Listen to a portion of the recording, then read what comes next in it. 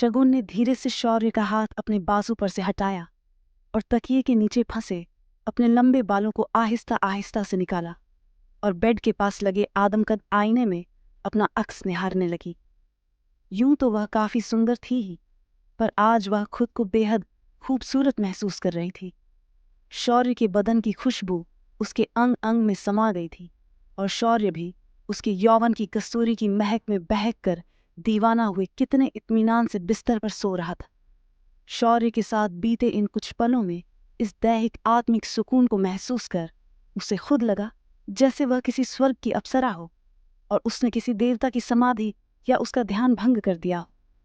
हाँ, वही तो किया था उसने अपने रूप के माया जाल में फंसाकर अपनी ही सौतेली बहन बरखा के होने वाले पति को अपनी बहन से पहले अपने रूप यौवन में उलझाकर उस बहन को आज जीवन भर के लिए एक ऐसा पति दिया है जो कि प्रथम मिलन की पहली कशिश कभी भी उसकी बहन बरखा को नहीं दे पाएगा, क्योंकि प्रथम मिलन का प्रथम सुख तो शौर्य के साथ वह भोग ही चुकी थी और शौर्य की आत्मा तक को उसने अपने रूप यौवन के माया जाल में ऐसा फंसा था कि वह जिंदगी भर उसको दोबारा पाने के लिए, उसके साथ प्रथम मिलन के उस सुख को दोबारा पाने के लिए जीवन भर कस्तूरी मृग की भांति उसे पाने के लिए छटपटाता रहेगा।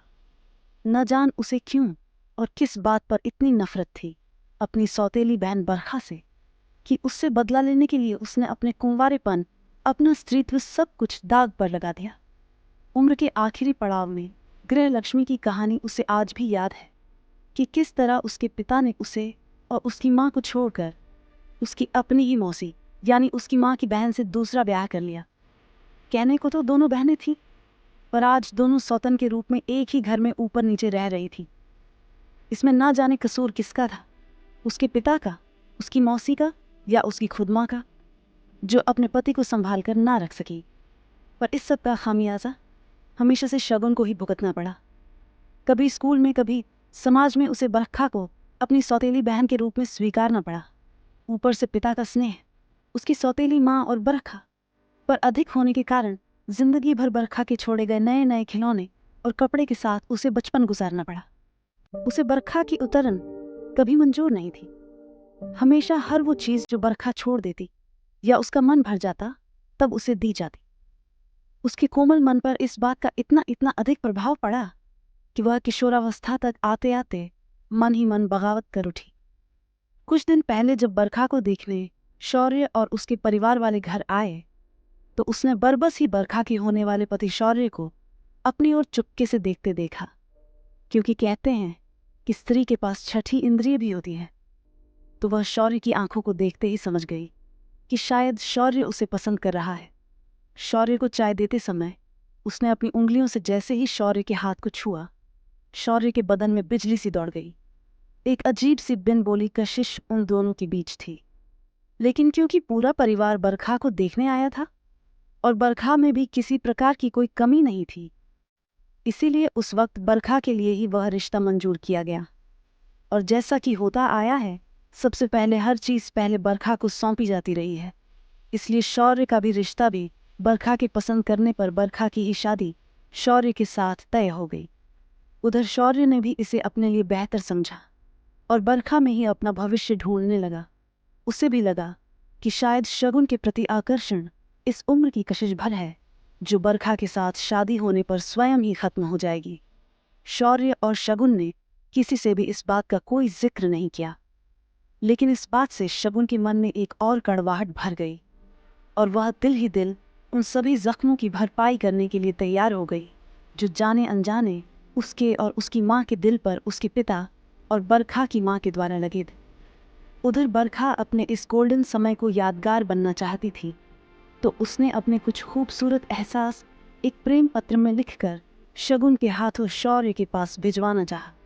पहले तो शगुन ने ना नुक्कर की, पर न जाने अचानक उसके मन में क्या सूझा, वह शौर्य के पास जाने के लिए तैयार हो गई।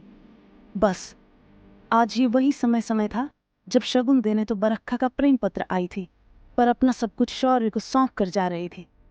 शगुन आईने में देख अपने बाल बांध ही रही थी कि तभी शौर्य की आंख खुली और उसने शगुन का हाथ पकड़कर उसे अपनी ओर जैसे ही खींचा, उसके लंबे केश शौर्य की छाती पर चारों ओर फैल गए। शौर्य ने शगुन को कसकर अपनी बाहों में भरते हुए उसे अपने सीने से लगा लिया और उसने कहा, शगुन, प्लीज मुझे छोड़कर मत जाओ। मैं दोनों के घर वालों से कह दूंगा कि मुझे बरखा नहीं तुम चाहिए। तो इस पर शगुन ने शौर्य के मुंह पर उंगली रखते हुए कहा, जनाब, आपके बदन की खुशबू अपने रोम रोम में समाये ली जा रही हूं, पर इस बात का कहीं जिक्र तक नहीं आए तो यही हम दोनों के लिए अच्छा होगा, नहीं तो ना जाने कौन सी महाभारत हम दोनों के घर में हो जाएगी। इसीलिए समझे, ना होने वाले जीजाजी, जो कुछ भी आज हम दोनों के बीच हुआ उसे एक सुंदर स्वप्न समझकर भूल जाना और बारात लेकर घर समय पर आ जाना। मेरी बहन तुम्हारा बेसब्री से इंतजार कर रही होगी। ये कहकर शगुन ने शौर्य के बाजुओं से अपने को छुड़ाया और अपने अस्त व्यस्त कपड़े समेटते हुए बालों का झूड़ा बनाते हुए घर की ओर चल दी। निश्चित समय पर बारात घर आई। बरखा दुल्हन की तरह सजी, जयमाला, फेरे, सभी रस्में दोनों परिवारों ने बहुत खुशी से मनाई। जब विदा की रस्म होने लगी तो शगुन ने बरखा को गले लगाते हुए कहा, जिस तरह मैंने तुम्हारी उतरन, तुम्हारे छोड़े हुए खिलौनों से अपना पूरा बचपन जिया है, ठीक उसी तरह अब तुम मेरे छोड़े हुए खिलौने संग पूरी उम्र बिताओगी और हर रात मेरी उतरन तुम्हारे संग होगी।